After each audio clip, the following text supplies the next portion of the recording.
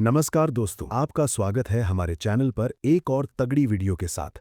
अगर आप भी साउथ इंडियन फिल्मों के फैन हो और खासकर ऐसी मूवीज पसंद करते हो जिनमें मर्डर मिस्ट्री, क्राइम इन्वेस्टिगेशन और सीरियल किलर वाला सस्पेंस हो, तो आज की वीडियो आपके लिए ही है।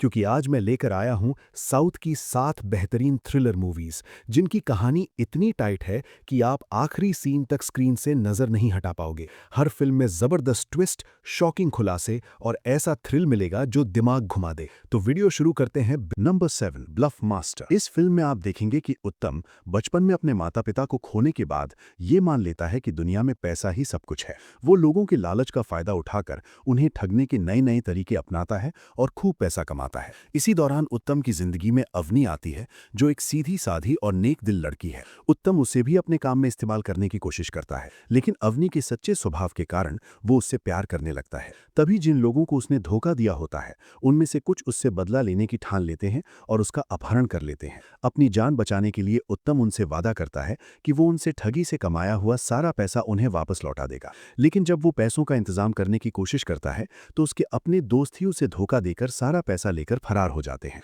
अब उत्तम इस मुश्किल से बचकर निकल पाएगा या नहीं, ये सब आपको फिल्म के अंदर देखने को मिलेगा। ये फिल्म साल 2018 में रिलीज हुई थी, जिसे IMDb पर 10 में से 6.4 की बढ़िया रेटिंग मिली हुई है। नंबर 6, पापन। ये फिल्म साल 2022 में रिलीज हुई थी, जिसकी कहानी एक घने और रहस्यमयी जंगल से शुरू होती है, जहां एक मशहूर फिल्म एक्टर के ड्राइवर की बेहद बेरहमी से हत्या कर दी जाती है, जिसका शव एक पेड़ पर लटका हुआ पाया जाता है। इस हाई प्रोफाइल केस की जांच IPS विंसी अब्राहम को सौंपी जाती है। जैसे जैसे जांच आगे बढ़ती है, केस और भी मुश्किल होता जाता है। इस मामले को सुलझाने के लिए विंसी के पिता और पूर्व सर्कल इंस्पेक्टर अब्राहम मैथ्यू मथन को सलाहकार के तौर पर बुलाया जाता है, जिन्हें पापन कहा जाता है।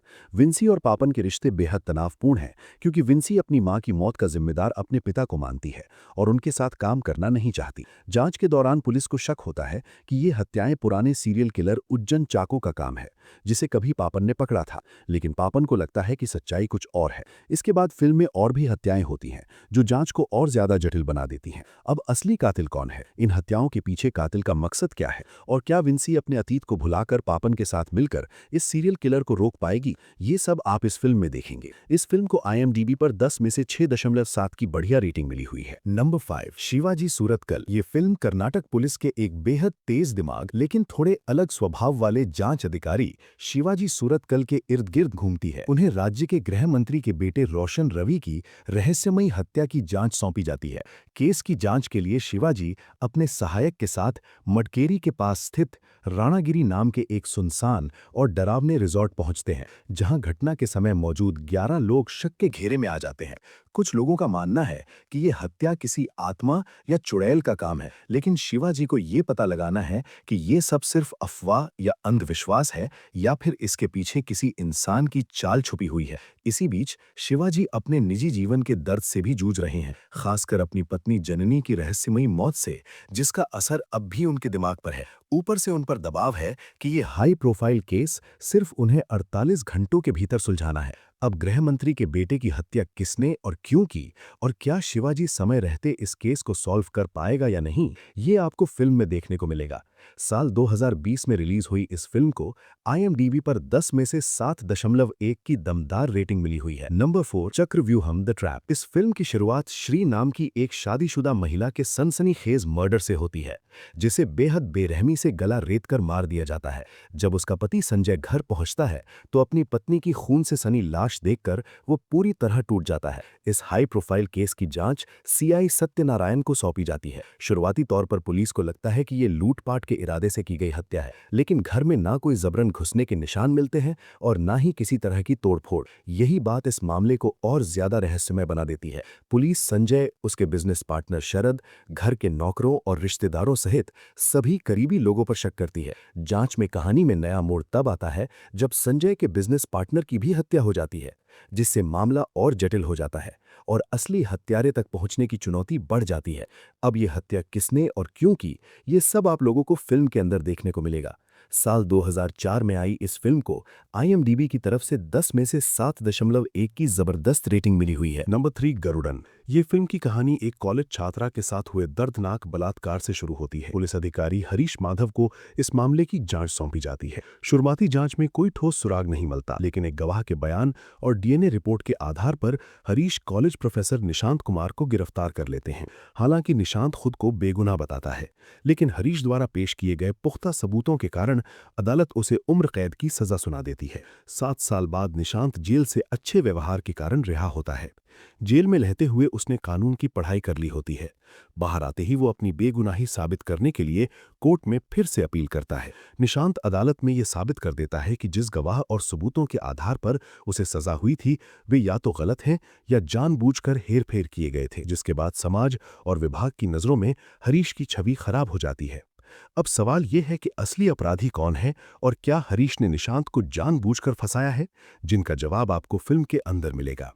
ये फिल्म साल 2023 में रिलीज हुई एक बेहतरीन क्राइम सस्पेंस थ्रिलर फिल्म है, जिसे IMDb पर 10 में से 7.3 की जबरदस्त रेटिंग मिली हुई है। नंबर 2, निंदा।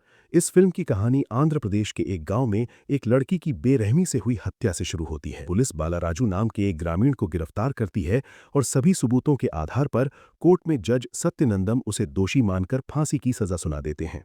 कुछ साल बाद जब जज साहब रिटायर्ड होने वाले होते हैं, तब उन्हें पता चलता है कि बालाराजू ने कोई अपराध नहीं किया, वो बेगुनाह है। वो ये बात अपने बेटे विवेक को बताते हैं, जो राष्ट्रीय मानवाधिकार आयोग में कार्यरत है। अपने पिता की इच्छा को पूरा करने और निर्दोष बालाराजू को बचाने के लिए विवेक खुद जांच शुरू करता है। वो उन 6 संदिग्धों को अगवा कर लेता है जिनका उस हत्या से किसी न किसी तरह संबंध था। अब असली गुनहगार कौन है? क्या विवेक बालाराजू को निर्दोष साबित कर पाएगा? और आखिर विवेक ने 6 लोगों को अगवा क्यों किया? इन सब सवालों का जवाब आपको फिल्म के अंदर मिलेगा। ये फिल्म साल 2004 में रिलीज हुई थी और इसे IMDb पर 10 में से 8.1 की दमदार रेटिंग मिली हुई है। नंबर 1, त्राटका। ये फिल्म साल 2018 में रिलीज हुई थी, जिसकी कहानी की शुरुआत SP जयदेव के भाई निखिल की बेरहमी से हत्या के साथ होती है। जयदेव एक सख्त पुलिस अधिकारी है, लेकिन वो CPS नाम की बीमारी से जूझ रहा है, जिसमें उसे दौरे पड़ते हैं और वो कुछ समय के लिए सुध-बुध खो देता है। जैसे ही जयदेव अपने भाई के हत्यारे की तलाश शुरू करता है, मामला और भी जटिल हो जाता है, क्योंकि केस से जुड़े संदिग्धों और गवाहों की एक-एक करके हत्या होने लगती है।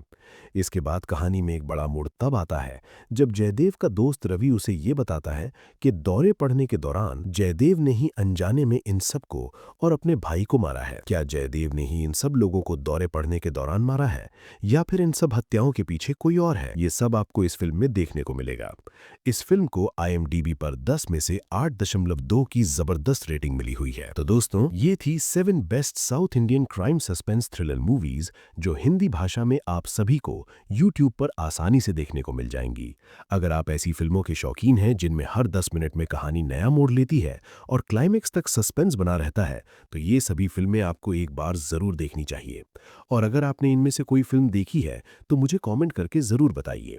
इसके अलावा अगर आप चाहते हैं कि ऐसे ही मूवी लिस्टिंग वीडियो आपको सबसे पहले देखने को मिले, तो मेरे चैनल को सब्सक्राइब करके बेल नोटिफिकेशन को ऑल पर करना बिल्कुल ना भूलें। तो अब मैं मिलता हूं आपसे अगली वीडियो में।